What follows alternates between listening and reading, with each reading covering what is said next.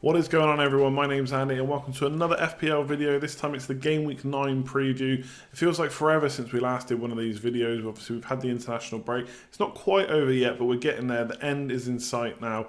There's still some games left to play even at the time of recording this. Obviously to get this out on Tuesday night, I'm having to record on Monday evening, so hopefully there won't be too many major injuries.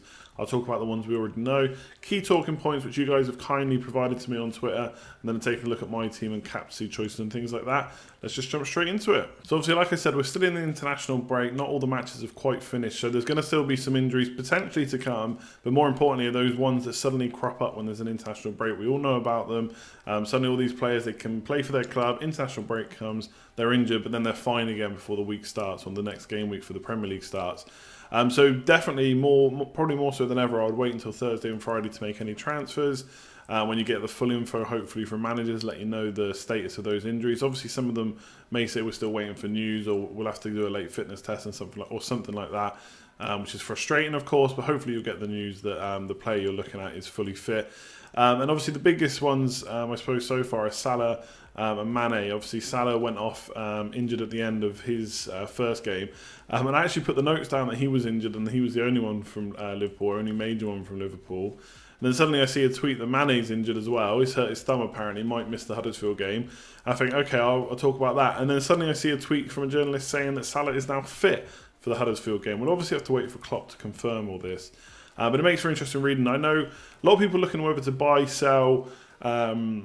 Obviously, some people have already got him. They're maybe looking at getting rid. I think if he's back fit, and especially if Klopp says he's definitely available to play, then I'm still going to look to bring him in. There's a lot of talk about SALAH again. I don't want to go into too much depth on it because I feel like I've spoken about it a lot, and I'll do so again in the stream on Thursday. But my opinion on him hasn't changed. I wanted him in from the start for this set of fixtures. Also, I took him out for the last couple of harder games, but with Huddersfield, Cardiff and Fulham, I've banged on about it enough now in the next 4 games. I really want him in, so if Klopp indicates that he's going to be fit, I'm going to get him in.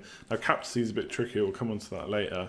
But I've got 2 free transfers to use, and I want SALAH back in. Now, if you've got him, I think you definitely keep. It doesn't look like he's going to be out for more than Huddersfield, and Cardiff and Fulham are very captainable games. I think even though he's very expensive, for 1 week you can probably bench him if needs be, but it looks like he's probably going to play.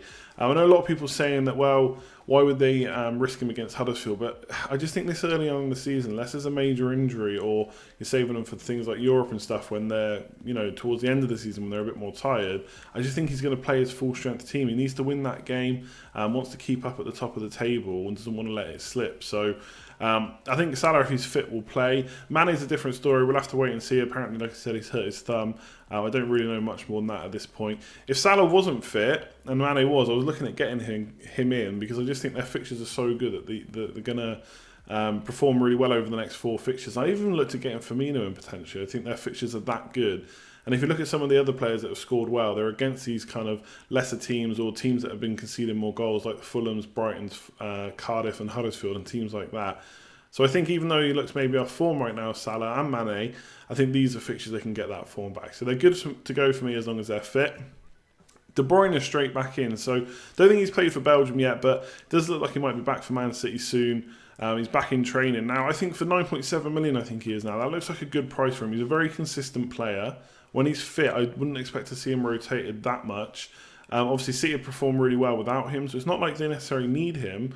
But when your arguably best player is out, you could probably perform even better when he comes back in. It'll take some of the burden off David Silva, even though David Silva hasn't had to play necessarily every match. He's still played quite a few. So I think Pep would probably rather spare him in a few games. So I think De Bruyne is going to come straight back in as soon as he's fit. They might, in the first game maybe ease him back in slowly. But once he's back in, I think he'll keep playing. He's come back from this injury much quicker than I expected. I think he's back a month earlier, someone was saying. So yeah, I like him for 9.7. I think it's a nice way into that Man City team. I think their fixtures are maybe not the best now. They've got Burnley at home, which is good, but then Spurs away and Man United at home in the next 3 fixtures after that. So then if I really want to jump on De Bruyne straight away, but the way I've structured my team to have Hazard and the likes of SALAH, I've got that slot there where I can easily downgrade one of them to De Bruyne if needs be. So for me, it's a wait and see. I don't think Burnley at home is nice, but we don't know if he's going to play, and Spurs away is a little bit trickier. So for me, it's a wait and see for 9.7 million, but definitely a good option soon enough, or sooner rather than later, I think. Lacazette versus Vardy. So a lot of people looking at Lacazette. He's in really good form. Got attacking returns in the last 5 or 6 games now, so looking really good. A lot of people that kind of talk about the numbers for Arsenal think that maybe they're being a bit lucky and maybe they can't keep up the number of goals. Obviously, they play good teams to score against, at least, like Fulham. So I kind of posed the question, look, people looking at Lacazette, is Vardy an option? Now, most of the answers came back no, which is fair enough. Lacazette's been in great form. But if you look at the underlying stats between the two, Vardy's played, I think, about 100 less minutes than Lacazette. Now, it's not really a completely fair comparison because both players have not started every game. Obviously, Lacazette didn't get into the team straight away, and Vardy got kind of red carded and stuff. But overall, Vardy has played about 100 less minutes than Lacazette. He's had 7 big chances versus Lacazette's 4, 17 shots versus 19, so fairly even there. But Vardy's had more in the box, and they've both had the same amount on target in less games, or less minutes for Vardy. But Lacazette has created double the chances. So they're very evenly matched, I would say, stats-wise, considering the minute difference between them. But it's fixtures what I really like with Vardy. So they play each other in the next game. Arsenal have Leicester at home and Leicester have Arsenal away. But then for Leicester, which is one of the reasons I'm still holding Maddison, they've got West Ham at home, Cardiff away, Burnley, Brighton, Watford and Fulham. So they've got a nice run of fixtures, home and away fixtures in there. Whereas Arsenal in the next 7 have got Man United away, Liverpool at home, and Spurs at home as well. So 3 of the top 6, and then Palace away and Wolves at home, which I think they'll do well in those games, but I wouldn't expect whitewashes necessarily. So I think the goals might dry up a little bit for Arsenal, but Lacazette is in good form. I'm probably getting one of these 2 in this week, and I can afford both because of the price changes. And I think I'm going to go for Vardy. I just think he's the main man at Leicester. Everything's going to go through him. He's on penalties. Yes, they might not score as many goals as Arsenal, but I expect him to be involved more often than not. And yes, Lacazette's been involved quite a bit, but I just think Arsenal got better players around that can probably get those goals as well. Aubameyang, Ramsey, even Ozil recently. So players like that. Whereas Leicester, they got Maddison, who's doing well, but I wouldn't say he's much of a goal scorer necessarily. So I think they're going to have to come from Vardy. So for me, I'm going to go for Vardy out of the 2, I think. And then just got Maguire in brackets. Because if you need a bit of a punt in defence, now don't get me wrong, he's not cheap or anything.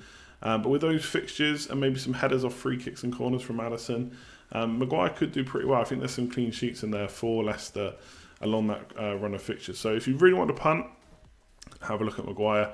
And then coming on to premium defenders, so I've got Trippier. Obviously, people are looking at Mendy. Like I said about Man City's fixtures, I think Burnley at home, Spurs away, Southampton at home, Man United at home. Every other kind of every other game is against the top 6 sides. So I'm not in a rush to get Mendy back, and I also think Sané doing so well puts me off that a little bit because Pep has always got the option to bench Mendy and instead play Sané. Now I don't know if that's going to happen too often, but there's enough there to put me off getting him straight back in. And also I think Doherty and Wolves defenders in general are kind of making a mockery of the premium defender price, and Wolves fixtures are still okay, and they've been so good defensively that I kind of want to play them every week. So I've taken money out of my defence to put Doherty in there. I don't necessarily want to get in a 3rd premium defender anymore. I'm quite happy with the 2 and pumping more money up front. So for me, I'm going to keep Alonso for now, although I've definitely noted that his attacking returns are right down. No attacking returns in the last 4, and his attacking potential stats-wise is really down compared to the first 4. Now, you could say it's just variance. They were really good for 4, now they're really bad for 4. Maybe they'll go up for the next 4. We'll have to wait and see. But he's definitely attacking less. He's still getting forward, but not getting into the box, not getting as many shots and things like that. So I'm a little bit concerned because he's like £6.97 million. It's a lot of money. But for now, he stays. And then Trippier, I'm going to get rid of. Now, one of the reasons is because I need that money to fund my Salah move. I don't have to get rid of him, but I probably am going to. I think Spurs have got West Ham away, Man City at home, then Wolves and Palace away. Now, I don't think it's that bad of a set of fixtures for Trippier. I think it's a little bit worse for Kane. I'm not too keen on keeping him. I've spoken about that lots before. I think those fixtures are okay for Trippier, but Aurier is back now, so there's no guarantee he plays in all of those fixtures. I don't expect him to get rotated too much, but we're probably going to see a bit. So for me, he's going to go. I just think Robertson and Trent Alexander-Arnold are better options. I think even possibly Mendy is a better option, and most of us are going to keep hold of Alonso. And if you've got that cheaper defender from Wolves, then you don't really need 3. So if Trippier can go for me, I don't think there's a rush to get rid of him this week if you've not got a free transfer, or if there's something else you want to do. I think you can keep him. But if he's there to fund another move, you want to get a Liverpool defender in or something like that, I think it's a fair swap at this point. Had a nice set of points from him. And then I'm hoping if I get rid of him, that will clear up with the fixtures they got. So I'm going to get rid of him, but I don't think there's a huge rush to do that.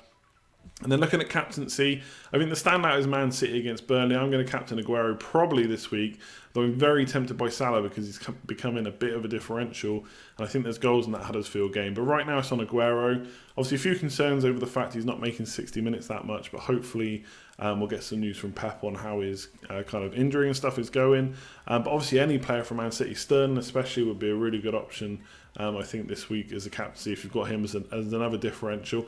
Kane versus West Ham, look, there's loads of stats going around about how good Kane is against West Ham, but he's also blanked recently against them. I think those kind of stats are worthless, really. I mean, Spurs have got injuries. They're not looking as good as they were last year. West Ham, a little bit of resilience recently, although they did lose to Brighton, so we'll see how they do. So Kane's not really the greatest captaincy option for me.